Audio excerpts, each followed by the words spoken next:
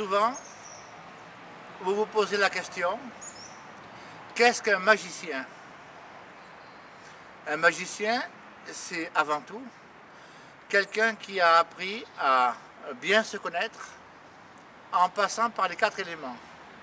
Le feu, l'eau, l'air et la terre. Et bien entendu un 5e qui est sa conscience. Car en réalité, il ne faut pas perdre de vue que nous sommes tous constitués des 4 éléments et d'une conscience. La conscience, on va dire, c'est l'ordinateur des éléments. C'est ce qui permet aux éléments en nous de se manifester. La conscience, c'est ce qui nous permet à nous de gérer nos éléments. L'ensemble donne la lame numéro 1 du tarot qui est le battleur ou l'homme. Le magicien ou battleur n'ira pas au-devant de ce que vous souhaitez vous. Il vous laissera venir.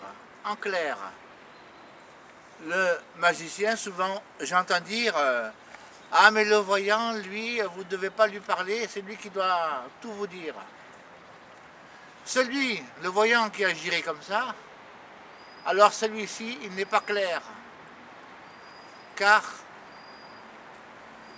il réside d'une violation de l'individu. En clair, si vous dites quelque chose à quelqu'un qui n'est pas prêt à l'entendre, vous violez son territoire et vous violez son jardin privé.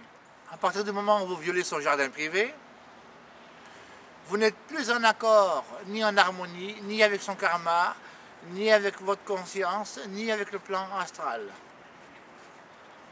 C'est pour cette raison que le magicien n'ira jamais au-devant de l'autre. C'est à l'autre de venir au-devant du magicien. Le magicien possède toutes les sciences, il ne les appliquera que si vous le lui demandez. Sinon, il ne les appliquera pas. Le magicien possède bien, connaît bien la science de la voyance. Oh, je sais, beaucoup disent, la voyance n'est pas une science, c'est un don. Mais don et science, c'est la même chose. Il faut bien que vous sachiez ça. Don et science, c'est la même chose. Le don, sans la science, ne peut exister et vice-versa. Vous comprendrez plus tard pourquoi j'insiste tant sur le magicien.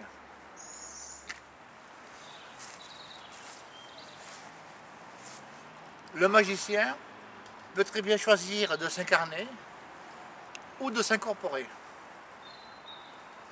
Le magicien qui choisit de s'incarner, il gardera en conscience tout ce qu'il aura appris dans d'autres vies, donc karmiquement, c'est son bagage, mais il devra que très rarement s'en servir sur Terre. Le magicien qui a choisi de s'incorporer, c'est-à-dire de prendre un corps physique sur Terre,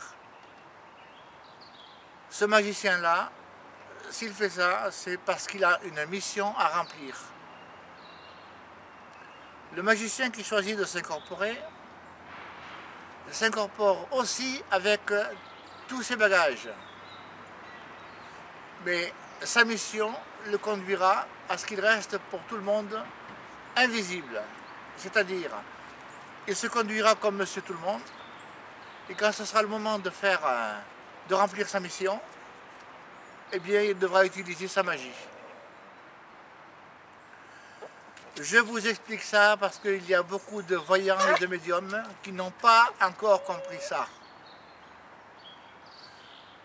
Beaucoup de voyants et de médiums se font croire qu'à leur naissance, ils ont un don. Alors oui, ils ont un don, mais pas celui qu'eux croient. Un médium qui vous fait les cartes, ou qui vous dit qu'il est voyant, ou qui vous dit qu'il communique avec son guide pour vous aider, alors celui-là, il a raison de le faire, mais il prend de très gros risques. les risques sont qu'il ne maîtrise rien, ni pour vous, ni pour lui, ni pour les personnes qui l'entourent. Car le médium, dans sa vie de tous les jours, est entouré d'esprits et entouré de personnes décédées qui sont prêts à lui prendre son corps physique, car le médium est toujours très flatté de dire qu'il communique avec les décédés. Le voyant, par contre, évitera, parce que le voyant, lui, en a peur. De plus, le voyant vous dira, communiquer avec les décédés, c'est très dangereux. Alors, oui, c'est dangereux quand on ne maîtrise pas. Mais quand on maîtrise, ce n'est pas dangereux. Si vous voulez, c'est un peu comme conduire une voiture. Si vous n'avez pas votre permis et que vous montez dans une voiture, le premier arbre sera pour vous. Là, c'est dangereux.